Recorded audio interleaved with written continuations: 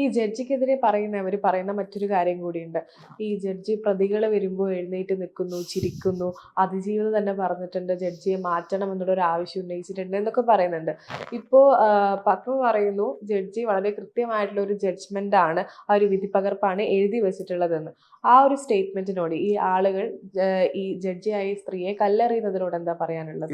ഇത് പറയുമ്പോൾ പറയും പത്മാലക്ഷ്മി എന്ന് പറഞ്ഞിട്ട് എന്തെന്നാണ് ഇപ്പൊ പറയുന്ന ഒരു വാക്കുണ്ട്, വെള്ള പൂശാൻ ഇറങ്ങിയിരിക്കുന്നത്.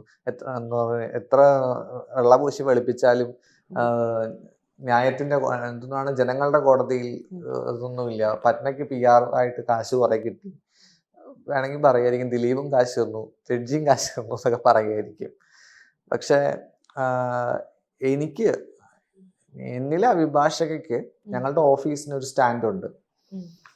അത് ഞാൻ വ്യക്തമായി പറയട്ടെ, ഈ പറയുന്ന പോലെ ആദ്യം മനസ്സിലാക്കേണ്ട ഇത്തരം വിഡ്ഢിത്തരങ്ങൾ പറയുന്നത് കോടതിയുമായി യാതൊരു ബന്ധമില്ലാത്ത ആളുകളാണ്.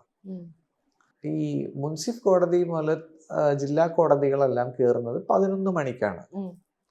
ഈ ഒരു 11 മണിയാകുമ്പോൾ അവിടെ കോടതിയിൽ ചെന്ന് നിന്ന് നോക്കൂ. ജഡ്ജി വരുമ്പോൾ അവര് ഡയസിനെയും അവിടെ നിൽക്കുന്നവരെയും ഒന്ന് തൊഴുകും. അതാണിത് മാറ്റിയത്. എന്നിട്ട് അവിടെ ഇരിക്കുന്നു. അത് ബഹുമാന സൂചകമായി നീതിദേവതയോട് കാണിക്കുന്നതാണ്. ഇത് അതിന്റെ ഒരു കീഴ്വഴക്കമാണ്. നമ്മുടെ കോടതിയുടെ ഒരു ഡെക്കോറം, ഒരു ചിട്ടയാണ്. ഇനി ഹൈക്കോടതിയൊക്കെ ആണെങ്കിൽ സ്റ്റാർട്ട് ചെയ്യുന്ന സമയം 10 മണിക്ക് ബെല്ലടിച്ച് 10:15 ഹൈക്കോടതി തുടങ്ങും. 10:15, 10:30 ആകുമ്പോഴാണ് കയറുന്നത് ഓരോ ജഡ്ജിമാർ. അത് അവരവരുടെ ഇതനുസരിച്ചാണ് കയറുന്നത്. ചിലർ കൃത്യം 10:15 കയറും, ചിലർ 10:30 കയറും.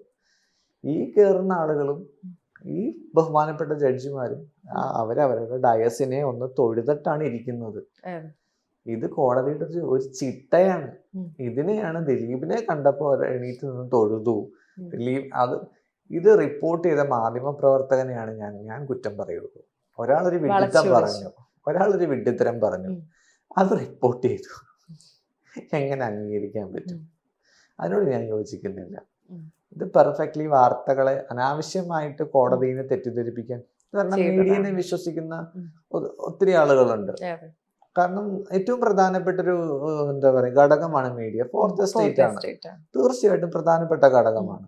ഇപ്പോൾ മീഡിയയിലൂടെ വരുന്ന വാർത്തകൾക്കും അത്തരത്തിലുള്ള പക്വത ഉണ്ടായിരിക്കണം എന്നുള്ളത് അത് മീഡിയയിൽ പ്രവർത്തിക്കുന്ന ആളുകൾ കൂടി അത് ചിന്തിക്കേണ്ട കാര്യമാണ്.